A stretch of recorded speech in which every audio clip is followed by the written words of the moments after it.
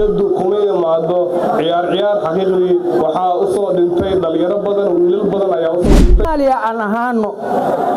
calankeena cirka ha u ekaado xidigta dhexda ku jirtane shanta Soomaaliya shaqaalaha dawladda Hirshabelle mataliyaha arrimaha ganacsiga ee madaxweynaha dawladda Hirshabelle gudoomiye ku-xigeenada agaasimaha warfaafinta ee xiriirka dadweynaha ee madaxtooyada dawladda Hirshabelle gudoomiye ku-xigeenada gobolka Hiiraan iyo kuwa degmada maamulka heer gobol iyo heer degmo saraakiisha ciidamada qaybooda kala duwan ciidamada nala jooga hiil walaal saraakiisha ka socda bulshada isku duuyaasha baada saxaafadda laamaha amniga dhammaan waxaan ku salaamayaa salaamka assalaamu calaykum waraxmatullaahi wabarakaatu salaankidib caawa waa habeen farxadeed waa habeen ku weyn dhammaan shacabka Soomaaliyeed waa habeen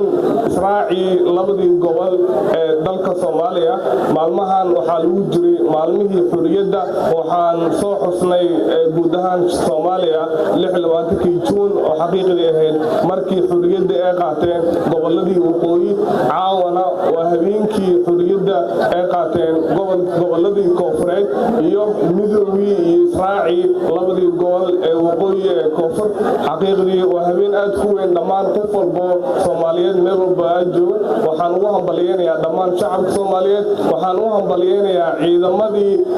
u soo halgamay in caawa loo dabaaldego xurriyaddu kuma imaado ciyaar xaqiiqdii waxaa u soo dhintay dhalinyaro badan wiilal badan ayaa u soo dhintay waxaan u hambalyeeyaa qof walba oo qayb ka ahaa in maanta si xurriyadda lagu xalfadeeyo guud ahaan shacabka Soomaaliyeed waa habeen qiimo badan waxaan xaqiiqdii soo kale u mahadcelinayaa dhammaan maamulka qaybihiisa kala duwan iyo qof walba ka soo qayb galay xafladan oo caawa ugu dabaaldegayna xaruntii gobolka Hiiraan waxaan leeyahay dhammaantiin Soomaaliya hamidooda waa mahadsantihiin